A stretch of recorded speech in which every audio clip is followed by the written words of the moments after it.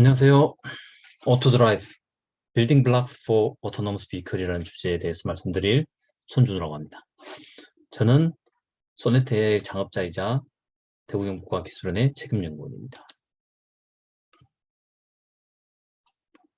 오늘 발표드릴 순서는 다음과 같습니다. 먼저 왜 자율주행인가 라는 주제에 대해서 간략히 말씀드리겠습니다. 우리가 자율주행을 해야 하는 첫 번째 이유는 교통안전 때문입니다. 2018년에 발표된 WHO의 교통사고 통계에 따르면 매년 약 135만 명이 교통사고로 사망하고 있다고 합니다. 이 통계의 단위를 바꿔서 생각해보면 약 23초마다 한 명씩 사망할 정도로 심각한 수준이라는 것입니다. 그런데 교통사고의 원인을 살펴보니 90% 이상이 사람의 실수와 연관되어 있더라는 것입니다. 즉, 사람이 단독으로 실수를 하거나 차량 또는 도로 결함과 연계된 실수가 90% 이상이라는 것입니다. 이처럼 사람의 실수를 줄이기 위해서 운전을 자동화해보자라는 것이 바로 자율주행입니다. 즉, 자율주행의 첫 번째 목표는 교통사고 예방입니다. 다음으로 환경에 기여한다는 점을 들 수 있겠습니다. 우리가 운전을 할 때 운전 습관에 따른 연비 차이가 약 15에서 40%에 이른다고 합니다. 자율주행 자동차는 최적 제어를 통하여 연비를 향상시킬 수 있기 때문에 환경에 기여할 수 있다는 것입니다. 다음으로 생산성을 꼽을 수 있습니다. 현재 교통체증으로 인한 사회적 비용이 엄청나다고 합니다. 자율주행차는 교통 흐름을 이상적으로 컨트롤할 수 있기 때문에 교통체증을 줄여 생산성을 향상시킬 수 있습니다. 마지막으로 삶의 질입니다. 최근 한국에서는 인구 고령화가 급속히 진행되면서 소멸하는 시골 마을들이 많이 생기고 있는데 이런 곳까지 대중교통 서비스를 유지하기 위해서는 자율주행이 필수적이라는 것이죠.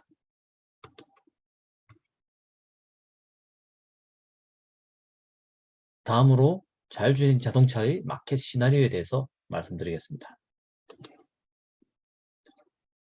자율주행 자동차의 발전 시나리오는 보시는 바와 같이 제품의 관점과 서비스의 관점으로 나누어서 생각해 볼 필요가 있습니다.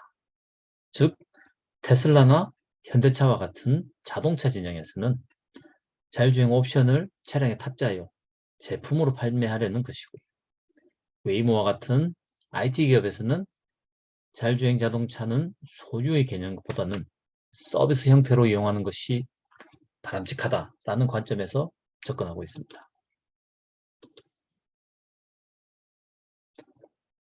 먼저 제품 관점에서 접근하고 있는 테슬라의 전망을 살펴보면 굉장히 빠른 속도로 자율주행 기술을 발전시켜 나가고 있습니다. 약 2, 3년 전에 완전 자율주행을 위한 인공지능 하드웨어를 차량에 탑재해서 판매를 하고 그 하드웨어를 이용하여 주행 영상을 수집하고 새로운 알고리즘을 테스트하고 있습니다. 바로 일반인들이 구매하여 사용하고 있는 자동차에서 이루어지고 있는 일입니다. 따라서 급속한 속도로 데이터를 수집하고 인공지능 모델을 학습시키고 다시 실차에서 알고리즘을 검증하는 일련의 과정을 매우 빠른 속도로 진행하고 있죠. 이렇게 2, 3년이 더 지나면 완전 자율주행이 가능해진다는 것이 테슬라 측의 주장입니다.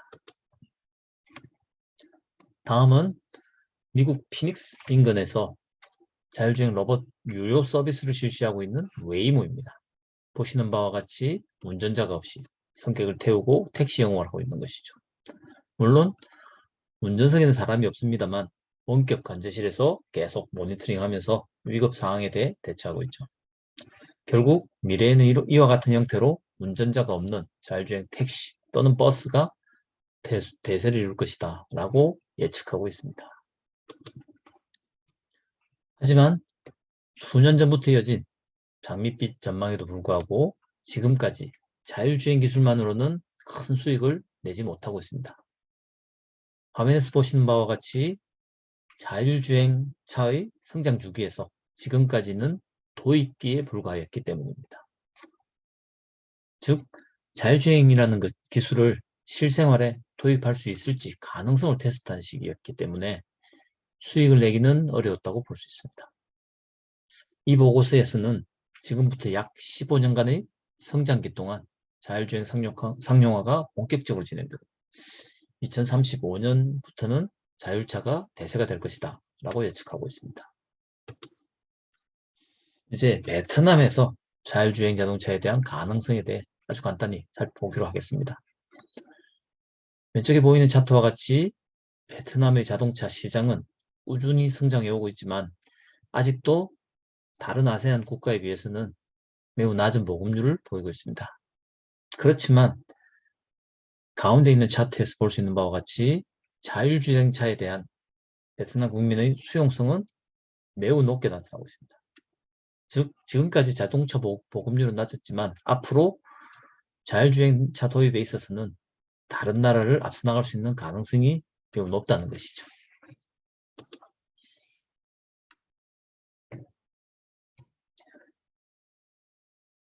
그럼 저희가 이 베트남 시장의 자율주행 기술을 보급하고자 하는 저희 소네트 AI에 대해서 간략히 소개해드리겠습니다. 저희 주식회사 소네트는 2017년에 한국의 국책연구소인 디지스트 연구원 창업 1호 기업으로 탄생하게 되었습니다. 소네트는 창업 7개월 만에 중소기업 최초로 대한민국 국토교통부로부터 자율주행 허가를 받으면서 기술력을 인정받게 되었습니다.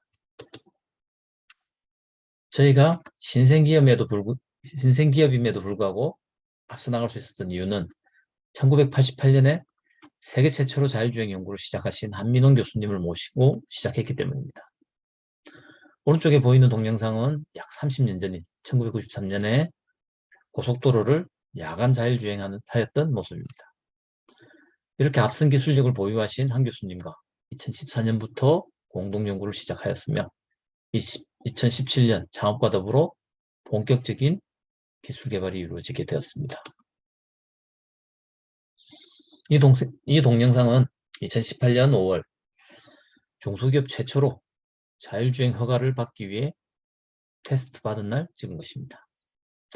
이때 사용된 자율주행 시스템은 엔비디아 인베디드 보드와 USB 카메라를 이용하여 시속 100km 속도로 달렸으며 전방 장애물 감지를 위한 레이더 센서 등을 탑재하고 있었습니다.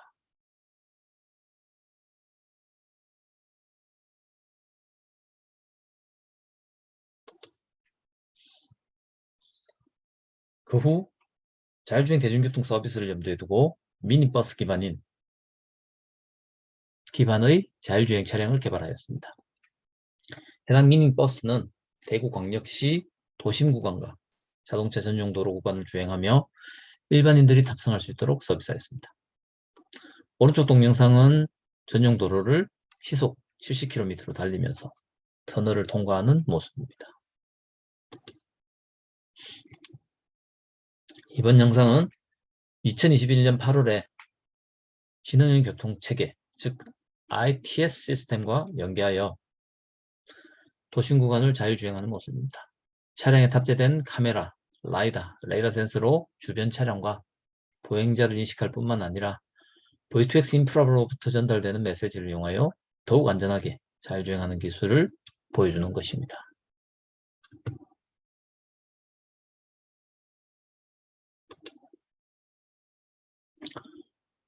마지막으로 작년 연말부터 렉시라는 로봇택시 서비스를 런칭하여 운영하고 있습니다.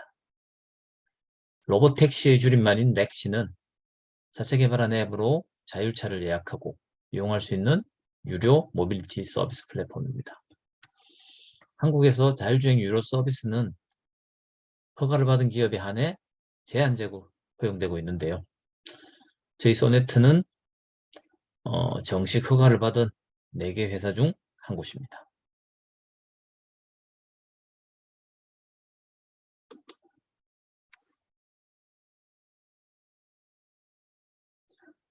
이제 저희 자율주행 기술의 근간이 되는 오토드라이브에 대해서 소개드리겠습니다.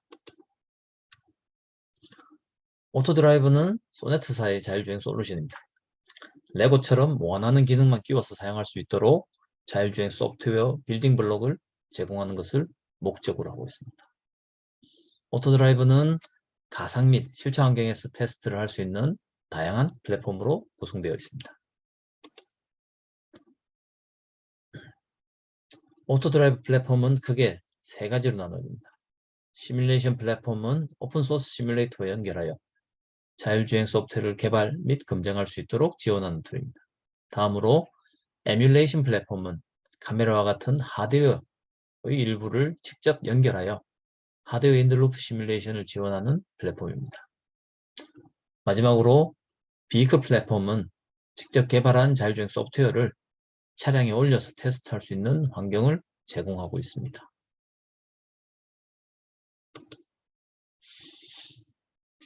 이 동영상은 2016년에 세계 최초로 개발된 소네트의 자율주행 소프트웨어 개발자 과정을 통하여 자율주행 기술을 습득하는 과정과 그리고 비이클 플랫폼 상에서 성능을 검증하고 있는 과정을 보여주고 있습니다.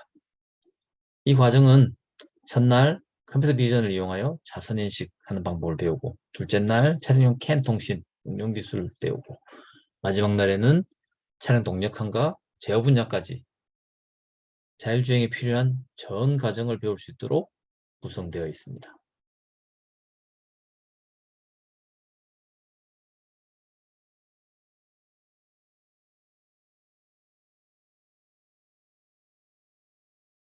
예, 실제 교육을 마치고 실제 차량에 올려서 테스트를 해보는 모습이죠. 이 화면은 앞에서도 잠깐 보였었는데 에뮬레이션 플랫폼에 해당하는 자율주행 교육 키트를 이용하여 우리 자율주행에 사용했던 그 예시를 보여주고 있습니다. 저희 오토드라이브 소프트웨어는 다음과 같이 계층 구조로 설계되어 있어 원하는 기능만 선별적으로 탑재할 수 있습니다. 이러한 방식을 통하여 우리가 자율주행 소프트웨어를 개발할 경우에 개발 비용과 기간을 획기적으로 단축시킬 수 있습니다. 마지막으로 가장 최근에 출시한 자율주행 로보택시 플랫폼에 대해서 간략히 설명드리겠습니다.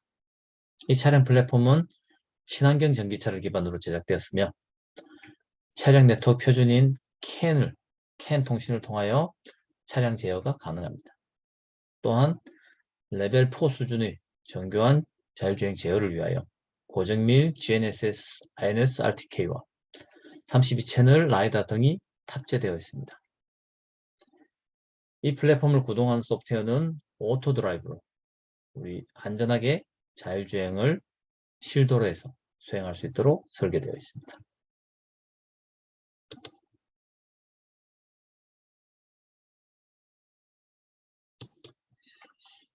네, 지금까지 오토드라이브의 탄생 배경부터 주요 기능까지 간략히 살펴봤습니다. 만약 여러분들께서 자율주행을 이용한 새로운 비즈니스를 찾고 계신다면 자율주행 기술은 저희 오토드라이브에 맡겨주시고 서비스 모델에 집중하여 사업에 성공하시기 바랍니다. 감사합니다.